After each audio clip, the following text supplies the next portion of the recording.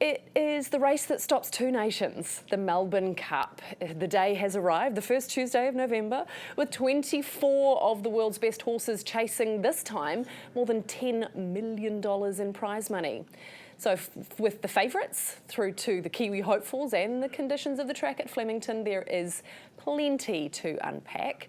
And joining us now is TAB racing bookmaker Thad Taylor. Good morning to you, Thad. Yeah, good morning, Nadine. How are you? I'm well, thank you. Always an exciting day. The office sweepstake and maybe a little bit of an annual flutter.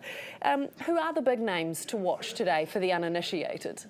Yes, well, there's a few. Half Yours is a horse that won the Caulfield Cup, had been the favourite for a long time in this year's Melbourne Cup, and it's ridden by a jockey called Jamie Mellum. She would be the second female jockey to win the Melbourne Cup after Michelle Payne won in 2015. So a lot of people are hoping Jamie Mellum can do the job today. Her husband rides in the race, Ben Mellum as well. It's the first time there's been a husband and wife combination in a Melbourne Cup. But the favourite now is a horse called El Riffa, #1 in the book, and it brings the strongest European form. And we've seen in the last 20, 25 years, the European form rise to the top. In fact, 16 of the last 23 winners have been European bred, and El Riffa has been a big market mover, a horse that's taken a lot of money in the last 24 hours or so to go into favourite there. But yeah, there are many other chances. Presage Nocturne would be a big chance in the race. If you like greys in the wet, Nadine, if you subscribe to that old adage, there is a bit of rain about in Melbourne today. But El Riffa has been the best backed in the Melbourne Cup this year, #1 in the book.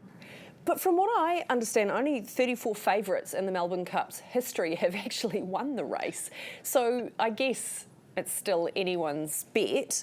I tend to make my decisions based on cool names. How are we looking for Goody Two Shoes?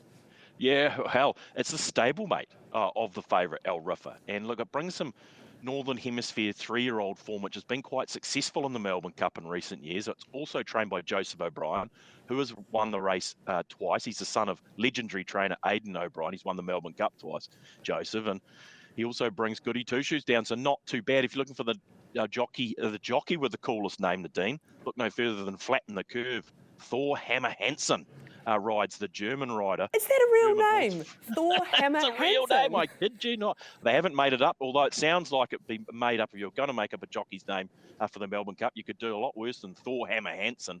And Flatten the Curve, the German horse, French bred, has actually been well backed in the market, opened around $31. It's into $21. So there's the jockey with the coolest name anyway. French bred is also a good name for a horse if you were looking for one, especially if it was French bred. What about New Zealand connections? Are there any this year? As I said before, the European form now so prevalent in the race.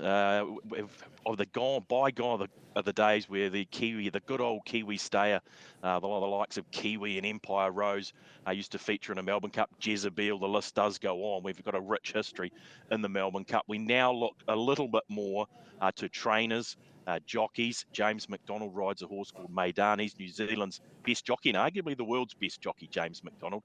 He rides a horse called Maidan for the Crisford team, and it was good in the Caulfield Cup. Probably doesn't want the rain, but James McDonald will be a lightning rod for a lot of people out there because he is the best New Zealand jockey. Chris Waller is an ex-New Zealand trainer, hails from Foxton, now based in Sydney.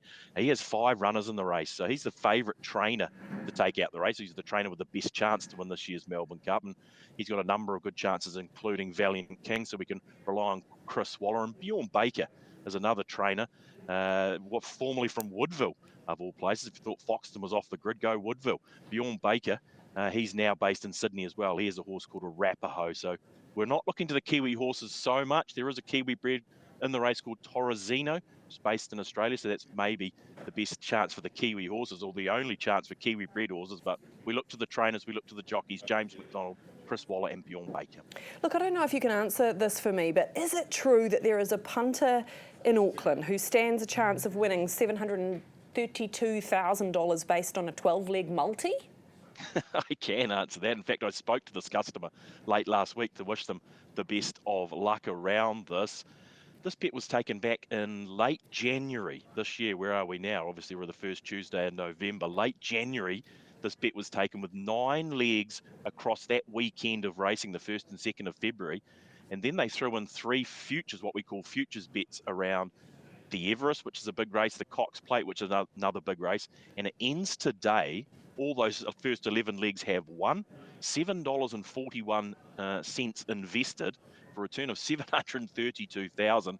If a horse called Buckaroo, trained by Chris Waller, can run in the top 3 today. So unbelievable. One of those dream multis, Nadine, that I often find myself taking. Haven't been able to nail anything close to that, but $7.41 for 732,000 if number 2, Buckaroo, can run top 3 today in a Melbourne Cup.